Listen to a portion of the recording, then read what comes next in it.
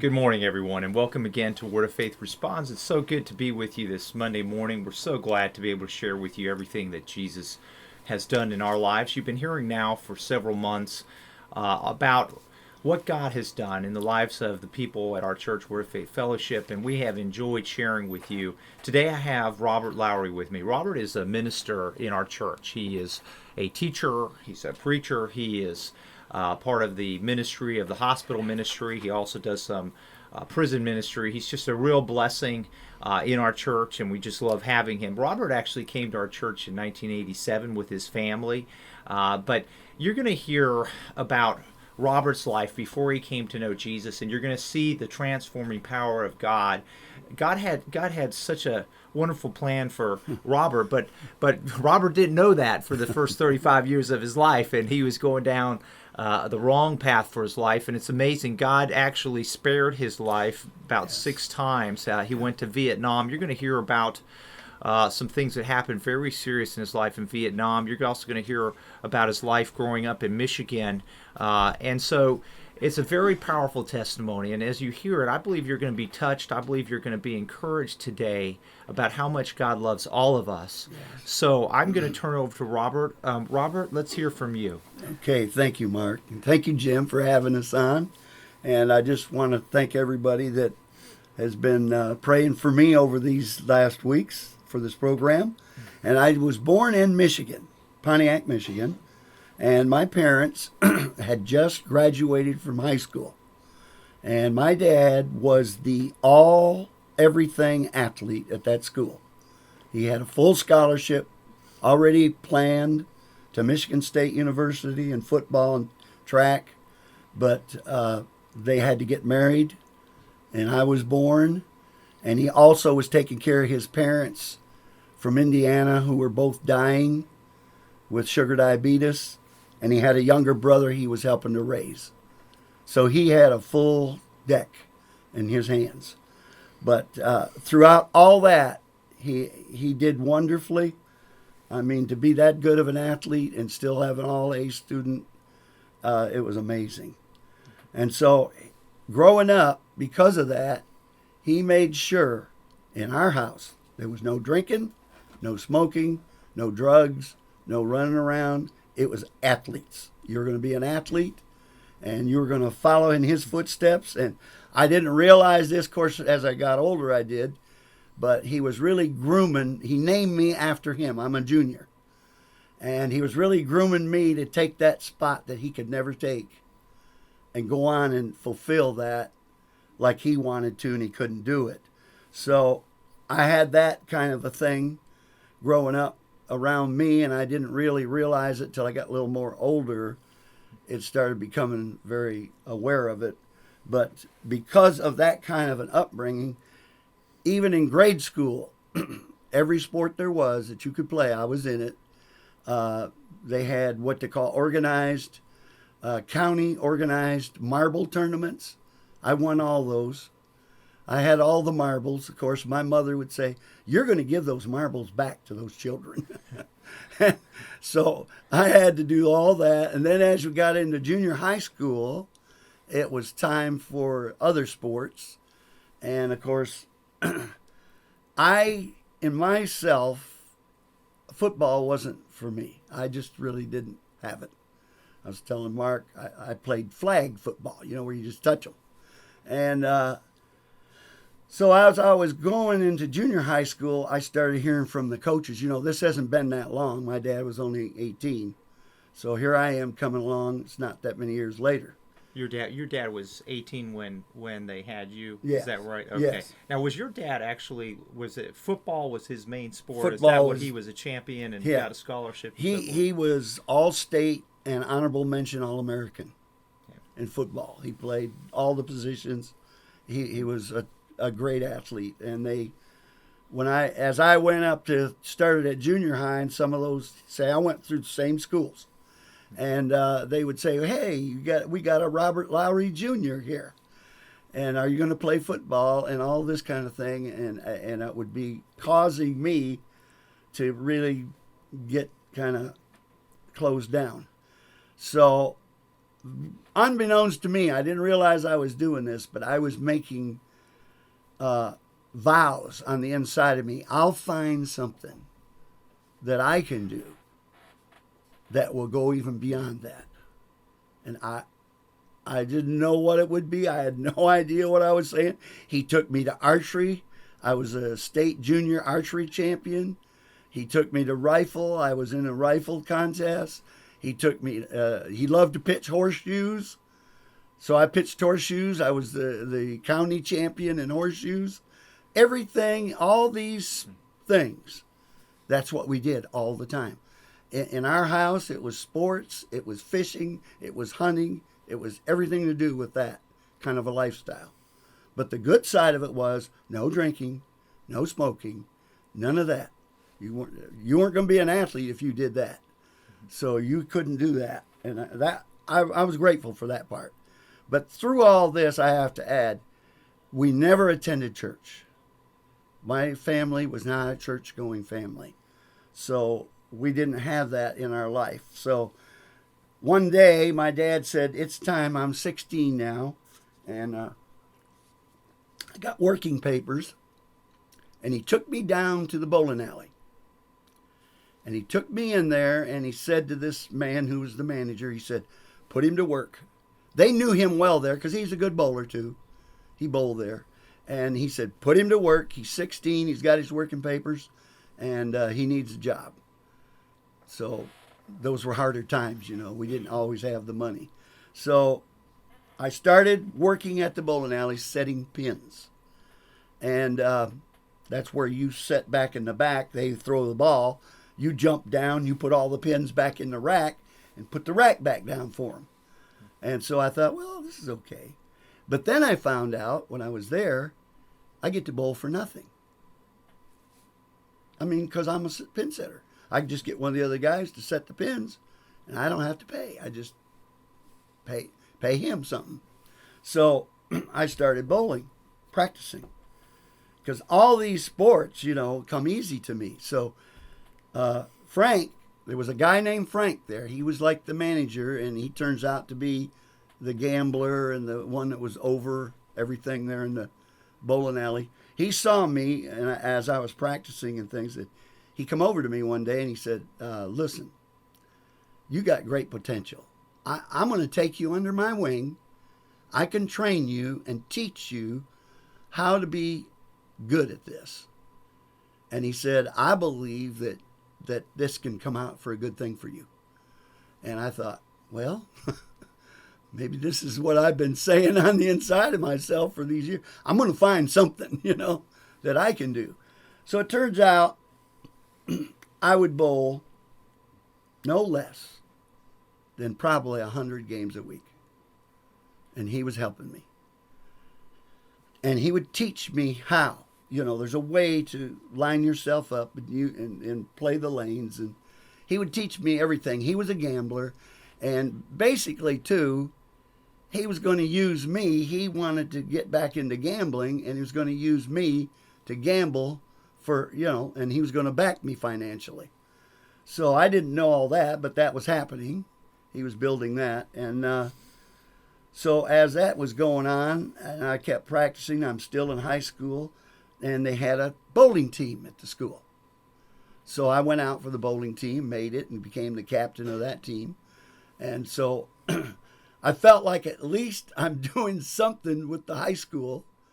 Like my dad was, you know, all the sports. And so I was running the bowling team, and it was the captain of that team. And we did good. But then as graduation time came, I had an opportunity to go to college. I had good grades, and it was an engineering school. So I went there. It was in another city close by. And I would go to the school, and my heart just wasn't in it. I wanted to be at that bowling alley practicing. I wanted to be developing the skill. I wanted to be the best. So I went only less than a year, and I dropped out. Then I came back to the bowling alley, went to work for Frank, with Frank, His name was Frank, and started gambling. And he had different things lined up that where I would be opposing somebody. And in Michigan, a lot of people don't know this, but Michigan bowling is very big.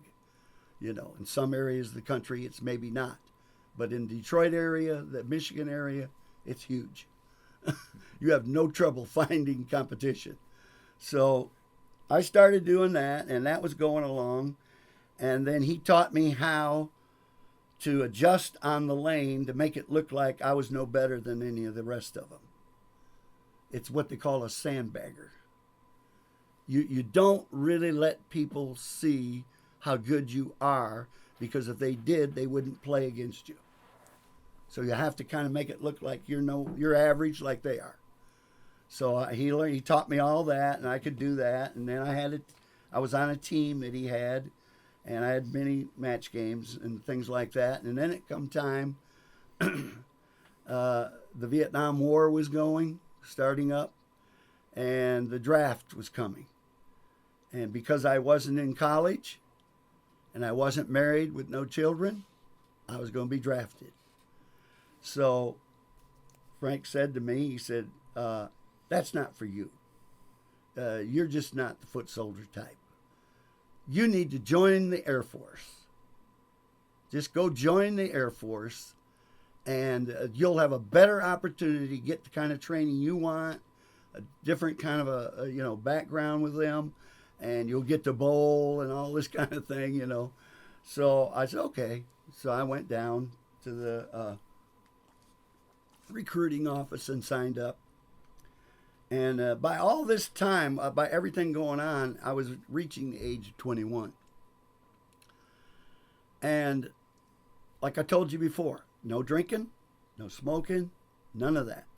Well, when I was going to be turning 21, all the guys around me at the bowling center said, look, you never come in here. You never do this. You're getting ready to go into the Air Force. Come on, we want to take you in. One day you're going to come in here and drink with us.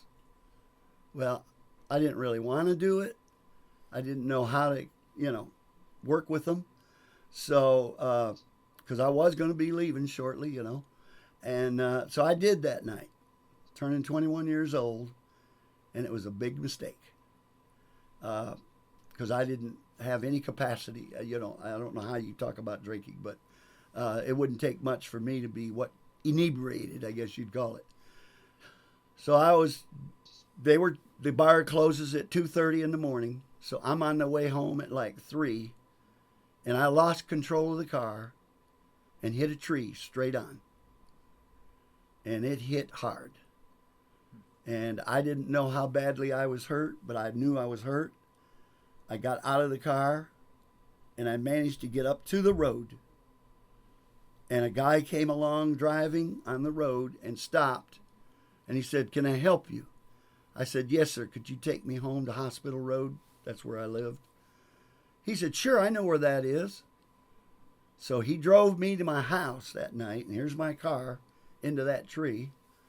And I didn't do none of this right. But I go home, I get into bed, and of course the police are calling my house the next morning early for me, that I left the scene of a personal injury accident, and that's the violation. And my mother and dad answered. My dad said, "Well, he can't even get out of the bed. He's hurt so bad. So we're going to take him to the hospital." So they took me to the hospital, and I ended up with fractured ribs and internal bleeding. And, of course, that put off going in to the Air Force. I had to be backed up on the list because of that. So I had to spend time recovering from all that and getting ready to go into the Air Force when it came time. So once I got strong enough again to start bowling, I started practicing again, and then it was time to go into the Air Force. And I went to basic training in Texas, and I'll never forget it. The guy that was over it, he was a sergeant from New York. He just knew inside, I guess he just knew I needed some lessons, because he used me to teach the rest of them that you're going to obey orders, you're going to do what you're told without a question. So he took me and made an example out of me, which it was good for me, really. I didn't realize it at the moment, but it was good for me. One night he took me out and he made me dig a 6 foot wide by 6 foot deep by 6 foot long hole overnight. I don't know why. And he comes out that next morning with me and he takes a gnat, the size of a gnat. It was about that big. Throws it down in there and he said, now bury it. And I thought, but he was trying to get me to see he's in charge. He's the boss. He knew about my reputation. He said, I'm going to help this boy. Because if you go to Vietnam, you're not going to make it with the way you live right now. So he was trying to get me under authority and under orders. So it helped me, really. I didn't understand it all, but it helped me. And so then from there, I went to Mississippi for the training. And I didn't realize I was getting into this kind of a thing. But I ended up getting a top secret clearance. And I ended up getting into communications where you are used to break the enemy's messaging. In other words, they communicate with one another. The North Vietnamese and the Chinese communicate. And, of course, we communicate, South Korea, U.S., all the other allies that were in there. So I was going to be, I was being trained to break Morse code, to break decode messages, to decode them and find out what they were saying so that you could relay this on to the right people and they would either prevent danger from somebody going into a situation that wasn't right or reveal something that we could go in and do good, knock them back. So I did all that training there in Mississippi, but while I was there doing that, I was able to bowl. So I was doing a lot of gambling there, and I was winning money from the other guys. And I could see, like Frank had told me, at least in the Air Force, you'll get to bowl. And so here I was doing it. And then it came time for deployment. We finished our schooling, and I was deployed to the Philippine Islands for some further jungle training. Because we were going to wind up going into the jungle with a tent and set up our communications setting. And from there, we were going to, pick up on all the communication things going on. And we would be up near the North Korean border. So it was called Da Nang, the city. And so we were in the Philippines to train. And lo and behold, I'm looking for the bowling alley because I'm going to bowl. So I go find the bowling alley and I walk in the door and there's a sign to the left. There's a big sign that says tournament. So I went up to the guy that was there at the desk. Was this on the base? Was this a This is the bowling alley military on the base at Philippines? Military base. It was a military tournament. I didn't know what all it was, but it was on the base. So I go up to him and he says, sure, sign up. You can put your name on. He said, the tournament will start. And he gave me the day. And he said, it's just open to anybody. We're just going to see who's the best around here. So I signed up for it and I won it. So then after that tournament was over, they said, now you're going to go to Japan. Because in Japan, we're going to bring all the ones that won their tournament on their bases in the Pacific area to go to Japan to bowl. And then we're going to find out from there who is the top ones. And then they're going to go on and bowl in San Francisco, California, in what they call the All Air Force Tournament for the whole world. In other words, it's going to bring together every bowler, everyone from every base that qualified to go there. So I go to Japan and I make that team. There was just a couple of us, and we go get on a plane, fly to San Francisco. And we get to San Francisco, and they start telling them, now look, This is the way this tournament's going to run. We're not really making it a head-on, you're against him or he's against them. We're just trying to see who's the candidates here to be on the Air Force team. So the Air Force had a traveling bowling team under the recreational division that would require you to be an officer. Well, I was an enlisted man. I wasn't no officer. So I didn't know what was going to happen. So we started bowling, and I did well there. The lanes were real good for me. I did really well.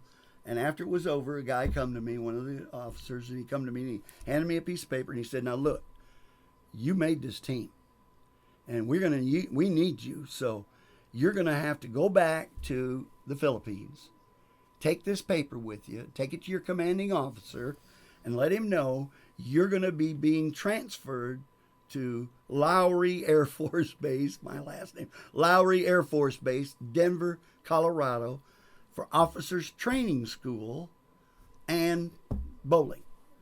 So I thought, well, this is something. Here I come. I thought I was going to Vietnam. Here I'm going to Denver, Colorado, you know.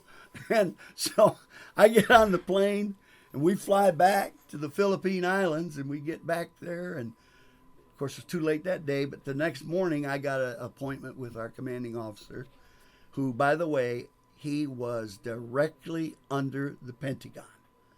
Our group was not under any base. We could go anywhere in the world if they called. And so he was a high-ranking officer because of that. So I sat down and I showed him the paper, gave it to him. I said, "Well, it looks like there's a change for me, you know." And he looked at me. I'll never forget it. Never forget it. He looked at me and he said, "No, you won't. You're going to Vietnam. You've been called. This is your job description. You've been trained to save people's lives. You are not going to Denver, Colorado to bowl." He said, "I'm thrilled that you did as well as you did. That's a good feather in my cap that you're in my outfit. But you're not going to Denver, Colorado. You are going to Vietnam. In fact, Robert, pack your bags. You're going tomorrow." I said, "Whoa, I've really got something going on here." But in my heart, you know, what he said to me, "Oh, you're going to save people's lives." You know. So, needless to say, we packed up. And I didn't know it then, but I found out afterwards, making that team was a 20-year commitment. I did not know that. So he was used, for me, in my case, by God, to prevent me from going off on something that wouldn't have been right for my life. So I'm thankful for that. I really am. I wasn't at that moment, but I am now. And so we go to Vietnam, we land in Saigon, and we're going to get around to get up to Da Nang. Well, the guys all wanted to go eat, and there was a famous restaurant there. It was a floating restaurant on the Mekong River, and a lot of the military ate there. It was very good food. So we went, and this is my first near-death experience other than hitting the tree. And we go on the boat, and we eat, and the guy I'm with liked alcohol.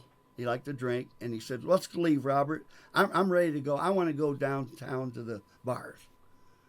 And the others were staying. You know, they weren't all ready to go. Not that they were with our outfit, but we all were together coming into Saigon. So after we leave, and I can't say, but I was told it was only 20 minutes, the Viet Cong frogmen underwater had swam under, loaded that bottom of that boat with plastic dynamite, explosives, and set it off 20 minutes after we were off of there, and everybody on that place was killed. Every one of them. And I thought, I didn't know what to think. Remember, I never went to church. I didn't know the Lord. I didn't have any understanding of any of that. And the other guy just said to me, he said, "We were lucky." That's how he put it. we were lucky. And so I thought, oh, okay. I mean, that was scary. So here I am. There's my experience starting out. So then we get on the thing to go to Da Nang, and we get up to Da Nang, and we start getting ourselves set up on that base for going into the jungle. And we're training. And one day it's my turn that we had to go to this one little local village, get some supplies and bring them back. And it was my turn to go. You just take a little Jeep and go get it.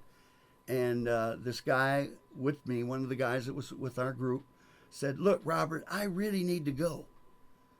He said, "I know you're supposed to go, but I really need to go today." And I said, "Okay, it's okay with me." I didn't have nothing there I wanted, He might have been after drugs or something, I don't know. But anyhow, the guy who was in charge that day said, "Robert, it's up to you. If you don't want to go, let him go." So I said, "Okay, you can go." And he went that day to go into that village to get our supplies. On the way there, it's a short, there's a few miles.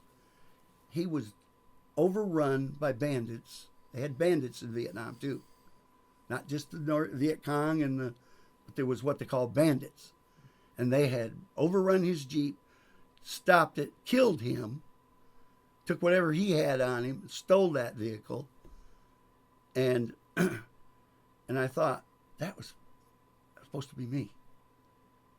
And the guys in the group were just saying, "Robert, it's not you. You didn't do anything." He chose. He wanted to do that. So there again, I mean, I'm seeing now, I didn't know it then, but I'm seeing now how God's hand of mercy and protection was on my life. And the reason it was, he knew the day that I was going to accept him, bow my knee when it came, and follow him. He knew that. I didn't. I did not know it. But here he is protecting me. And so after that, I was, ugh. At that time, did you even think about God? No. Did that cross your mind at all? Not one bit. It sure didn't. I'm ashamed of that, but that's the truth. It didn't. And so then it was my turn to take the Jeep and go to in the military base there and get some paperwork and stuff. And so I pulled into the wrong slot.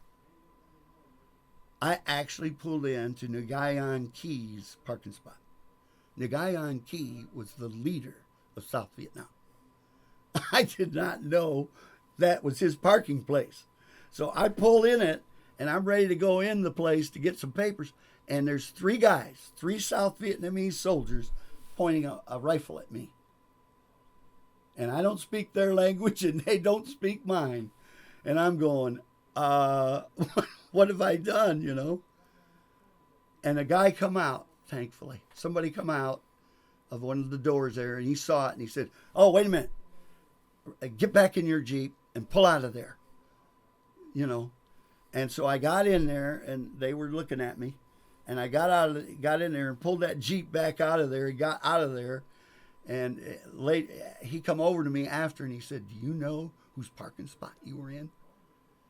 I mean, he said they could legitimately shoot you for being in there, because they wouldn't know if you were coming to do something to him or what. Because he was the main man, Nguyen Kie. And I'll never forget that. I thought, oh, that is a miracle that didn't happen. And that's a good place to stop for now. And Robert's going to be back with us on Wednesday, because there's a whole lot more that happens in Vietnam, and then it gets shipped to another island where other things happen. But as you're listening to this, you can just hear the miracle that God had his hand on Robert, yes. Even though Robert did not know that. And so we hope that you will tune in Wednesday, because it's going to be very powerful when you hear how Robert actually came face to face with God at some point in his life. Yes. And so please tune in. And also you can go to our website. It's wordoffaithfellowship.org, and you can hear all our radio programs from the past. Friday we had a wonderful program. If you missed that, we actually had two ladies that were born in Vietnam, and they shared their story, and it was very powerful. So we do appreciate you listening. Also, if you want to contact us and ask questions or just give us your feedback, you can contact us at truth@wffnc.org. And we hope that you have a wonderful day today. Thank you very much.